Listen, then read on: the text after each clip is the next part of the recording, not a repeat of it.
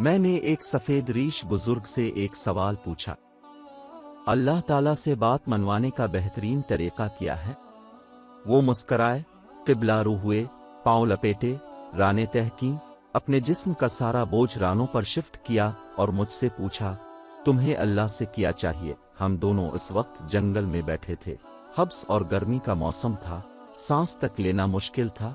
میں نے اوپر دیکھا، اوپر درختوں کے پتے تھے اور پتوں سے پرے گرم پگھلتا ہوا سورج تھا۔ میں نے مسکرا کر عرض کیا، اگر بادل آ جائیں، ذرا سی ٹھنڈی ہوائیں چلنے لگیں تو موسم اچھا ہو جائے گا۔ وہ ہنسے اور آہستہ سے بولے، لو دیکھو۔ وہ اس کے بعد بیٹھے بیٹھے رکوع میں جھکے اور پنجابی زبان میں دعا کرنے لگے، اللہ جی کاکے کی دعا قبول کر لے، اللہ جی ہماری سن لے۔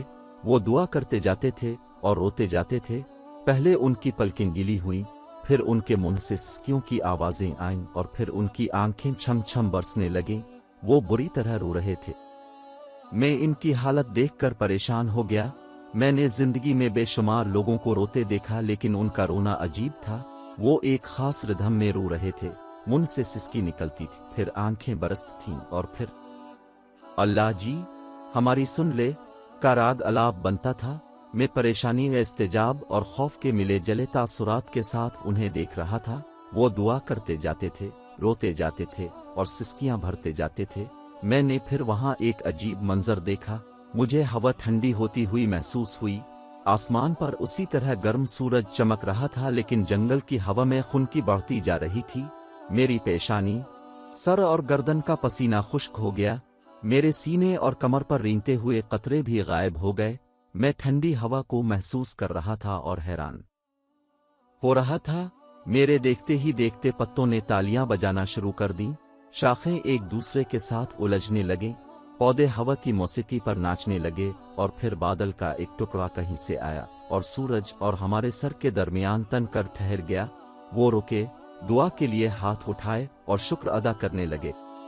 وہ دیر تک اللہ جی آپ کا بہت شکر ہے، اللہ جی آپ کی بہت مہربانی ہے کہتے رہے۔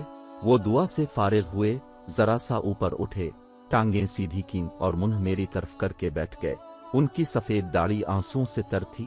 انہوں نے کندھے سے رومال اتارا، داڑھی خشک کی اور پھر بولے، دیکھ لو، اللہ نے اپنے دونوں بندوں کی بات مان لی۔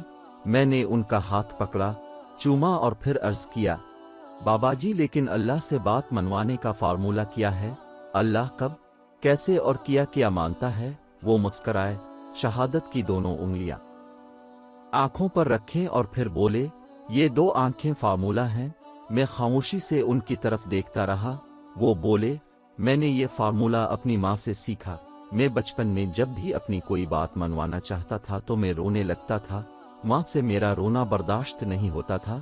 وہ تڑپ اٹھتی تھی، وہ مجھے گود میں بھی اٹھا لیتی تھی، مجھے چومتی بھی تھی، میری آنکھیں بھی صاف کرتی تھی اور میری خواہش، میری ضرورت بھی پوری کرتی تھی۔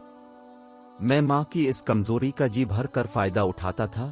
میں رو رو کر اس سے اپنی پسند کے کھانے بھی بنواتا تھا، اس سے نئے کپڑے اور نئے جوتے بھی لیتا تھا اور کھیلنے کے لیے گھر سے باہر بھی جاتا تھا۔ وہ رکے اور پھر آہستہ سے بولے، میں نے جب مولوی صاحب سے قرآن مجید پڑھنا شروع کیا تو مولوی صاحب نے ایک دن فرمایا، اللہ تعالیٰ انسان سے 70 ماؤں سے زیادہ پیار کرتا ہے۔ یہ فکرہ سیدھا میرے دل میں لگا اور میں نے سوچا، میں رو کر اپنی ایک ماں سے سب کچھ منوا لیتا ہوں، اللہ اگر مجھ سے 70 ماؤں جتنی محبت کرتا ہے تو پھر میں رو رو کر اس سے کیا نہیں منوا سکتا۔ وہ رکے اور بولے، بس وہ دن ہے اور آج کا دن ہے، میں روتا ہوں، اللہ کی ذات میں 70 ماؤں کی محبت جگاتا ہوں اور میری ہر خواہش، میری ہر دعا قبول ہو جاتی ہے۔